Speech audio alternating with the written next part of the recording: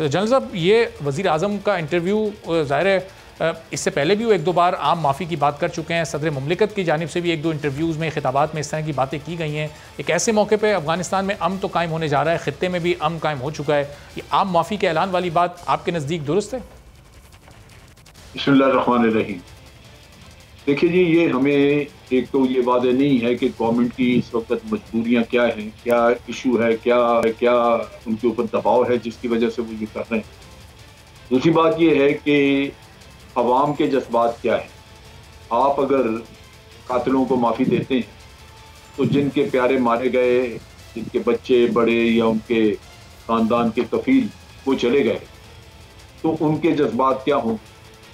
और फिर ये भी आप देखिए कि इस बात की क्या ज़मानत है कि वो लोग वापस आके माफ़ी लेके दोबारा ये काम नहीं करेंगे, क्योंकि जिन लोगों के बाहर रबाबत बन चुके हैं और उनको बाहर से पैसा मिलता था इन कामों के लिए, हो सकता है उनको कल दोबारा फिर लालच आए या वो लोग इनको मजबूर करें कि भाई आप काम करें तो वो मान जाएं। तो ये भी एक बहुत बड़ा इशू आ सकता है। फिर ये है कि एक टीटीपी है, तो सिर्फ हमारे लिए तो वही मुसीबत नहीं है, वहाँ पे तो खुरासान चैप्टर भी है।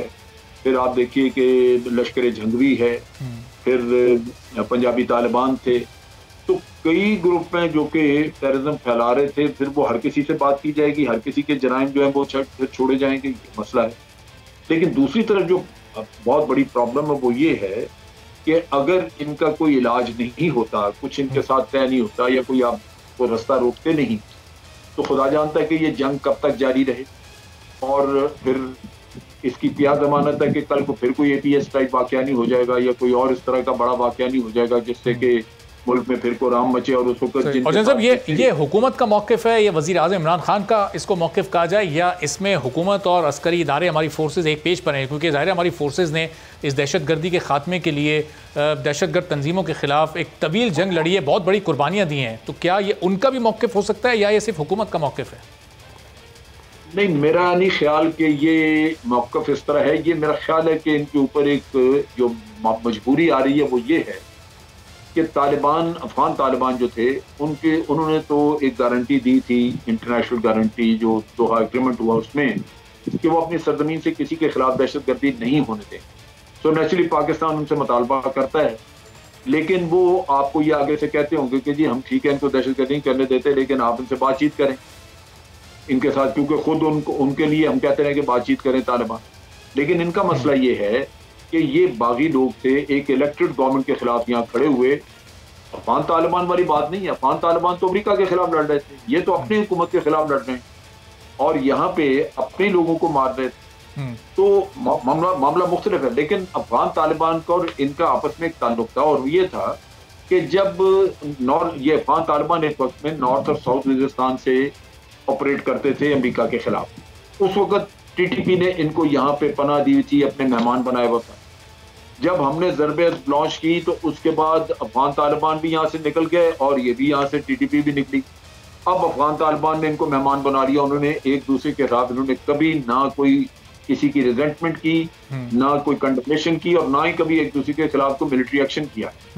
नतीजा ये है कि उस हद तक ये एक दूसरे को सपोर्ट करते हैं, बावजूद इसके कि इनके अपने अहदाफ मुख्तलिफ हैं। एक पाकिस्तान के खिलाफ लड़ रहा टीटीपी, दूसरा अफगानिस्तान के खिलाफ लड़ रहा है। और जनरल साहब, पाकिस्तान में इन्होंने जितनी भी कार्रवाइयाँ की उसमें पाकिस्तान के हज़ारों बेगुनाह शहरियों की भी जान गई। तो इसमें अवामी राय या अवामी तासुर की कितनी अहमियत है? हुकूमत को इस सिलसिले में किसी भी तरह के मुज़ाकरात करने से पहले क्या अवाम को एतमाद में लेना चाहिए? कोई रेफरेंडम इस तरह का होना चाहिए? नहीं, रेफरेंडम नहीं, इसकी बड़ी अहमियत है। अवाम के जज्बात को आप इग्नोर नहीं कर सकते। इसका तरीकाकार ये है कि जिन शराइत पे ये बातचीत कर रहे हैं, जो भी इनकी मजबूरियां हैं, वो ये लेके आए पार्लियामेंट में, और पार्लियामेंट में बेशक इन कैमरा ब्रीफिंग दें या पार्लियामेंट में ओपन बहस कराएं। ये जब तक एक कौमी फैसला नहीं होगा, मुश्तरका मुत्तफिका, आपको बहुत सारी चीजों पे हो सकता है कि आपके बाकी लोग एग्री ना करें। तो अपने तौर पे अगर हुकूमत ये तय करेगी तो ये बहुत बड़ा मसला खुल जाएगा इस मुल्क। इनको नहीं करना चाहिए किसी भी सूरत, ये पार्लियामेंट में फैसला होना चाहिए। और बदकिस्मत ये है कि यहाँ हम पार्लियामेंट का इस्तेमाल नहीं करते, वरना तो कौम की जबान यही है, कौम की आवाज है आपकी पार्लियामेंट। अगर आप वो उसको इस्तेमाल नहीं करते तो बाकी फिर एक तरफा काम होगा जिसमें आपको बड़ी मुश्किलात है। सही। और जनरल साहब, प्राइम मिनिस्टर इमरान खान माजी में भी कभी भी किसी भी जंग के हक़ में नहीं रहे, इस वक्त भी वो मुज़ाकरात के ज़रिए इन मामलात का हल चाहते हैं।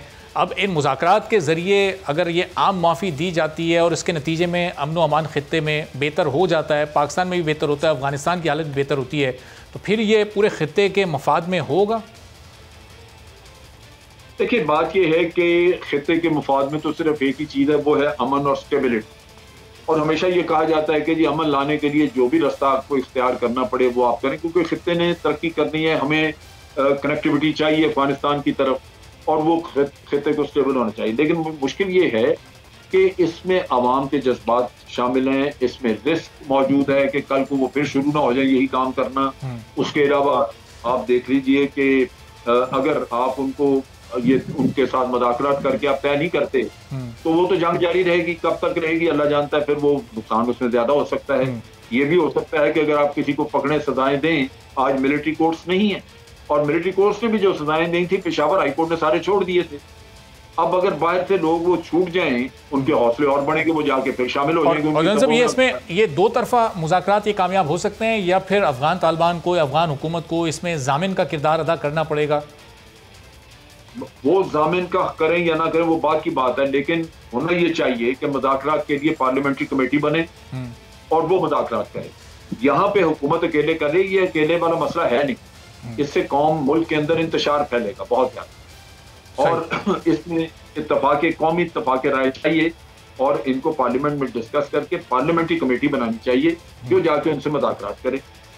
सही। अच्छा जनरल साहब, अभी ये जब से अफगानिस्तान में ज़ाहिर अमरीकी फ़ौज का इनखला, फिर अफगान हुकूमत का बनना, हमने पिछले 3-4 महीनों में देखा कि वज़ीर आज़म इमरान खान की बहुत ज़्यादा तवज्जो अफगानिस्तान पर रही। ज़ाहिर हमारे अपने मुल्क में मईशत का बुरा हाल है, गवर्नेंस बदतरीन यहाँ पर बद से बदतर होती जा रही है, हुकूमती रेट हमें कहीं दिखाई नहीं देती। ऐसे मौके पर ज़्यादा तवज्जो अफगानिस्तान के मामलात पर, कम तवज्जो पाकिस्तान के मामलात पर, ये एक आम आदमी महसूस करता है। आपको ऐसा महसूस होता है कि वाकई ऐसा है? नहीं, ऐसा हो नहीं सकता। अफगानिस्तान का मामला भी इस वक्त बहुत ज्यादा तवज्जो मांगता है और उसकी बड़ी वजह है, आपने 20 साल अपना खून बहाया है। आज एक मौका आया है ऐसा जहां से भारत और एनडीएस जो है वो आज बेकार हुए हैं और वो नहीं कर सकते वहां पे। अगर आज आप तवज्जो नहीं देते और अफगान तालिबान जो है उनका होल्ड कमजोर हो जाता है, फिर वहां से शुरू हो जाएगा किस्सा ये, तो आपकी तो ये सारी मेहनत ज़ाया चलेगी।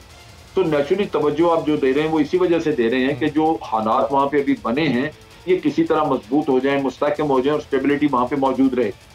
अगर स्टेबिलिटी नहीं होगी तो सबके लिए मैदान खुला होगा, हर कोई वहां पे आगे वहां से टेररिज्म भी कर सकता है, जो जी चाहे करेगा फिर वहां। तो जनरल साहब, पिछले 20 साल तक भी पाकिस्तान का एक आम शहरी इस सिलसिले में कुर्बानियां देता रहा, अभी भी एक आम शहरी कुर्बानी दे रहा है। आप देखें डॉलर किस तरह से स्मगल होकर अफगानिस्तान जा रहा है, चूंकि अमेरिका ने वहाँ के फंड्स रोक दिए, यहाँ मईशत ख़राब से ख़राब तर होती जा रही है। फिर भी अमेरिका की सेनेट में पाबंदियां पाकिस्तान पर लगाने की बात हो रही है। पाकिस्तान ने पिछले 20 साल में ताउन किया, लेकिन कोई उसका पॉजिटिव कोई ऐसा नतीजा नहीं निकला, कोई उसकी तारीफ़ नहीं की गई, उसको कंसीडर नहीं किया गया।